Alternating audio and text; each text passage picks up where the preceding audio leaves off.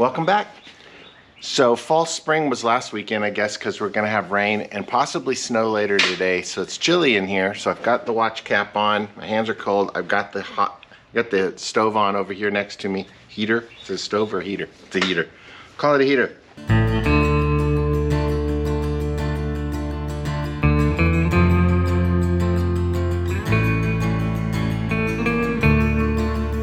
I've got the heater on right next to me here.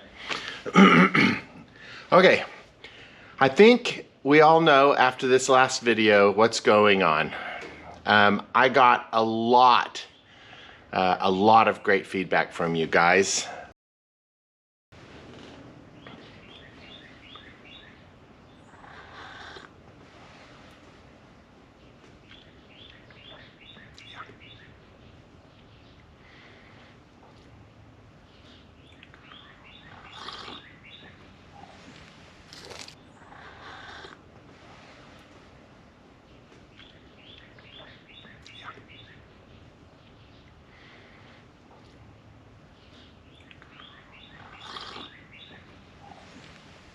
Yeah, good stuff.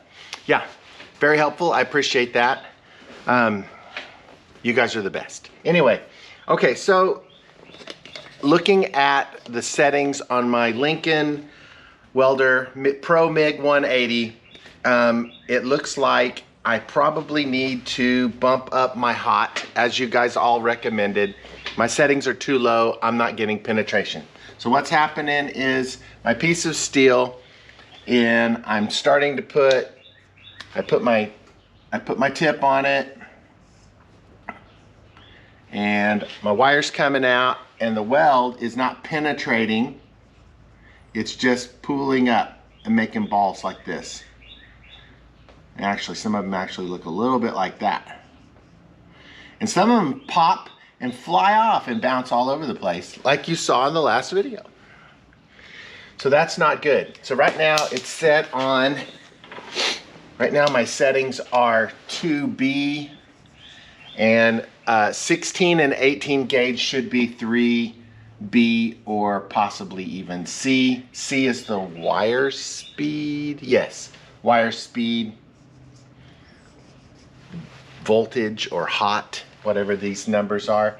And the sad thing is, they don't tell me what those numbers are, so, and there's no conversion table I could find that said a 2 is some number of hottagenesses. Is that a word? I digress. So that's what's going on. So the penetration on the welds sucks. So we're gonna get that fixed. That is going to be probably one of the jobs we need to do today.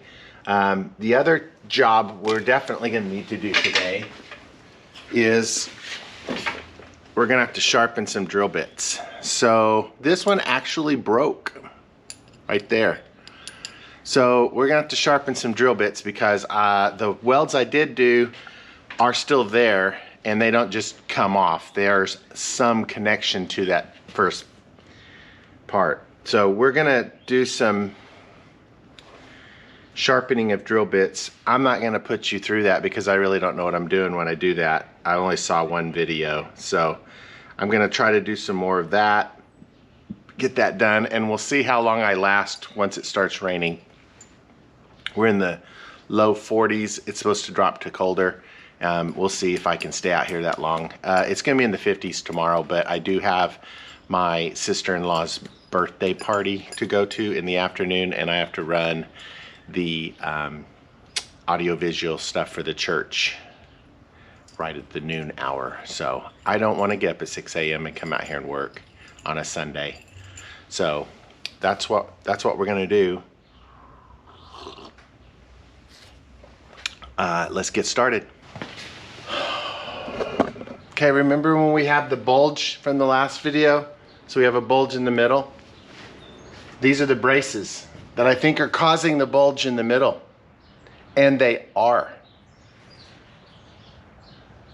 Because they're on backwards. I'm not a smart man. I don't know how many times I looked at this in my head, planned it out in my brain, and then thought about how I was gonna install these. I can't tell you how many, but we're gonna fix it. So we're taking off all these bolts and we're gonna flop these. So this one will be up here and this one will be down here, and so they'll be in the right orientation.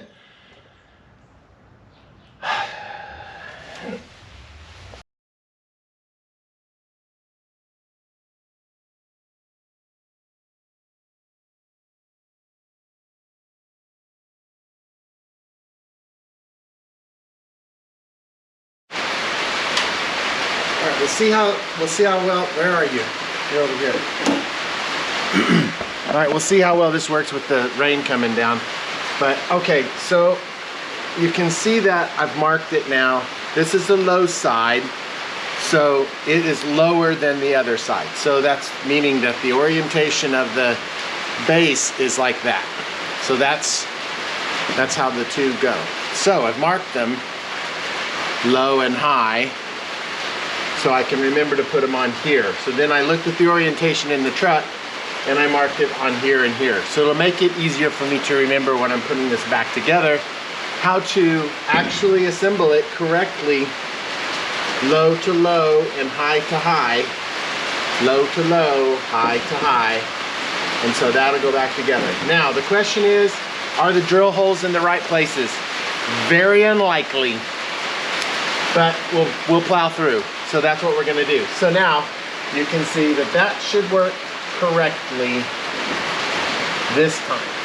So that's how we're gonna reassemble it.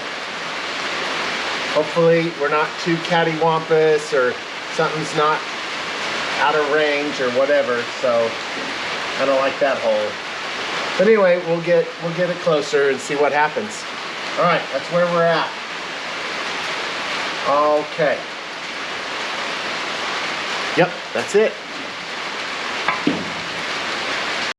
And as you can see, a super bunch of those really high quality pieces had to be cut off. I couldn't get them to come back apart. So I had to cut them up. Great. Buy the right quality the first time. You won't use twice as many and you won't do the job 3 times.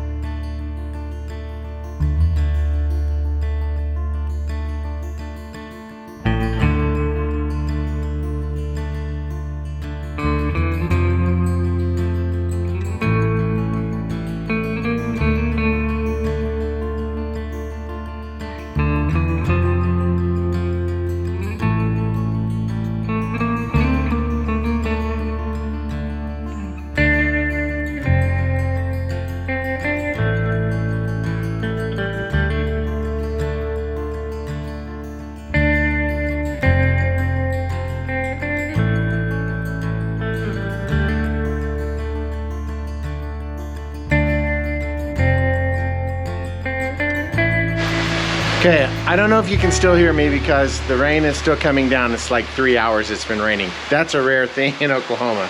But we got something parked over it, so it's raining hard. Okay, lots of research, lots of studying. Attempting stuff might be more accurate. I wasn't studying anything. I was just attempting stupidity.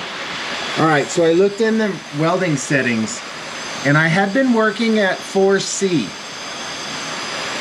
The next step up is 7D. It literally skips 5 and 6 and goes straight to 7D. I don't know. Nowhere, exactly. What we do is if we need that extra push over the cliff, you know what we do? Put it up to 11. 11, exactly. One louder. Why don't you just make 10 louder and make 10 be the top number and make that a little louder? These go to 11. So yeah, I skipped and went straight to 7D. These are all 7D welds. All the way up. And then I came over here and I decided I'll just tack the back end of this thing down too. Couple of welds here and there. I have ground the top off some of these. These are all 7Ds over here as well. So that's a fun website if you like technical stuff. If you haven't checked out Christian and Vera yet at LR Time, you should. He rebuilds engines and works on their LR3 and LR4s, and they even have 405, I think. Anyway, Range Rover. They're in Germany. They're fun. I enjoy them. Very technical, if you like that kind of thing. All right, enough for that. That's it. There's lots of holding going on there because I came up here to the front and I still have fitment problems because I'm not a great body man either, but when I press on the end of this, you know what doesn't happen? Those welds in the back are not popping loose. So now all I have to do is, oh, I heard one. All I have to do is figure out how to mount this back up here. I can use these bolts here, and I think there's another one over here somewhere. There's one in the center, I know for sure, for the seat belts. And I can get that tightened down where it's flat and then weld it. It will be under some pressure, I am certain at this point. Taking Walter's advice, I will probably put a bolt in the end of this one and literally cinch it tight. Yeah, that's what I'm gonna do. That's what I'm gonna do. Okay, this was an excruciating, terrible day. I did not finish this project today, but I am happier where I am. I'm going to go get stainless steel bolts for that, big ones, and some sort of fastener to pressure that down. I'm not even totally opposed to going around and putting several bolts in this just in case those welds decide to pop later. That's probably what we're gonna do. So it's another trip to the hardware store today, but it's raining so hard, I'm not excited about it. You see it's just pouring. Well, you can't really see it's pouring. Trust me, it's pouring. Trust me that it's pouring. Okay, I'm gonna go mix this, get it out to you. Again, I appreciate, settle down. Again, I appreciate everybody who commented and told me to up my voltage on my welder. I did have the settings backwards on my welder. It is, let me go look. I think I said wire speed was wire speed was the letter and the number was the voltage. It's reversed. The letter is the voltage and the number is the wire speed. That's all I've got. Thank you so much for tuning in. I'll see you next week. Where's the thing?